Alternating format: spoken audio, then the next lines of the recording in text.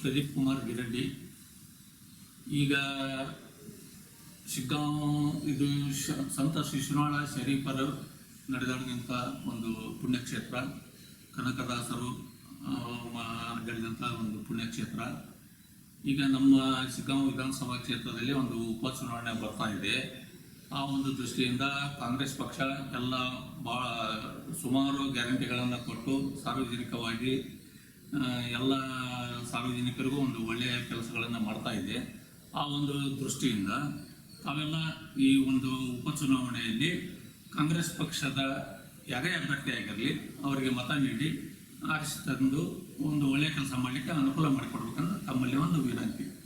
ಮತ್ತು ಯುವಕರಲ್ಲಿ ನನ್ನದೊಂದು ವಿನಂತಿ ಏನಂದರೆ, ಯಾವುದೇ ಒಂದು ಗದ್ದಲ ಗಲಾಟೆಗಳಿಗೆ ಆಸ್ಪದ ಕೊಡದೆ, ನಿಮಗೂ ಒಂದು ಫ್ಯಾಮಿಲಿ ಇದೆ, ಒಂದು ತಂದೆ ತಾಯಿ ಮಕ್ಕಳು ಅಣ್ಣ ತಮ್ಮ ಎಲ್ಲರೂ ಇದ್ದಾರೆ, ಯಾವುದೇ ಒಂದು ಗದ್ದಲಕ್ಕೆ ಅವಕಾಶ ಕೊಡದೇ ಶಾಂತ ರೀತಿಯಿಂದ ಒಂದು ಉಪಚುನಾವಣೆಯಲ್ಲಿ ಭಾಗವಹಿಸಿ ಮತದಾನ ಮಾಡಿ ನಮ್ಮ ಪಕ್ಷದ ಅಭ್ಯರ್ಥಿಗಳನ್ನು ಗೆಲ್ಲಿಸಿಕೊಡ್ಬೇಕಂದ್ರೆ ತಮ್ಮಲ್ಲಿ ವಿನಂತಿ.